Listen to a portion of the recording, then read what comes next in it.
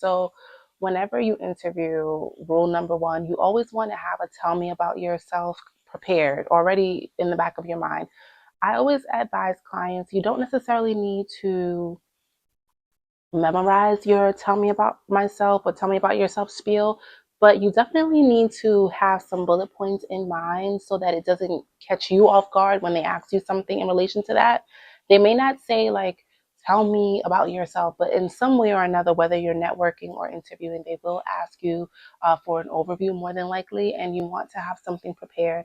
I always say have key things in mind, the foundation, which is like your experience or your education, and your years of experience, have those things at the forefront to mention. You can talk about your strengths, your top three, and three is my favorite number when I'm thinking about like sharing information. Always think in threes because you want to give the information, but you also want to make it concise. You don't want to talk too much. You don't want to talk too little, but your top three strengths. So you can also mention possibly what you're really passionate about that gets them involved in and engaged in what you're sharing and not just like listening to you just for the sake of listening to you. Because think about it, a recruiter probably talks to so many people all the time and so many people are writing them.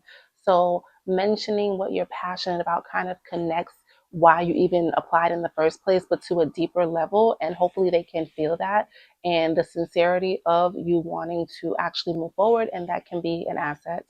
Lastly, just keep in mind how you want to wrap that up. Um, Circling things back is always a great thing. Like, and that's what led me to your organization. After you've given them your education and years of experience or your certifications, a list of them, probably your top three in relation to that role, you want to tell them about. You can also tell them maybe about one or two roles you've held and don't go overboard. Don't go overboard. You want to tell them about maybe the top two or three either roles or places you've worked in relation to that new role, and then you want to move on. I always suggest you want to not give too much information because they will ask you follow-up questions, so you don't have to go overboard with the information. So those are some things about interviewing. Another thing about interviewing, people forget nowadays, and sometimes hiring managers don't notice it, but sometimes they do, and that can make all the difference. Make sure to send a thank you letter after you have spoken with someone, interviewed with someone. It just sets you apart and it shows that you actually value their time and you value your time. And so you wanted to express gratitude for their interest.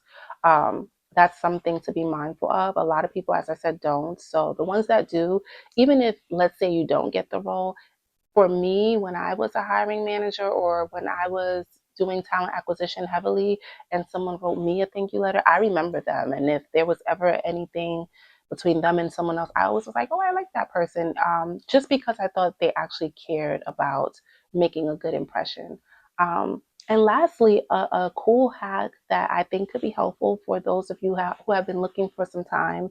Um, when you, let's just say, interview and you get to like the second round, or even if it's the first round, but you feel like you vibe with the hiring manager or you feel like you vibe with the panel, whatever the case may be, something that could be interesting to do if you vibe with the hiring manager after the first interview or the second interview, I would say go ahead, obviously send them the thank you note, but I would also say go ahead and just be mindful of their name and their email, put it aside. And if you don't get that opportunity right away, or if you don't get it at all initially, what I would say is if they are courteous enough to send you a note to say, like, hey, we decided to move forward with someone else, that's a good sign. If they don't even bother going backward to whatever company didn't even write you to acknowledge you. But the ones that do, even though we wished we got that opportunity, okay, fine. Keep the hiring manager's email and name in mind. And I would say possibly maybe in a day or two, because they probably have to send a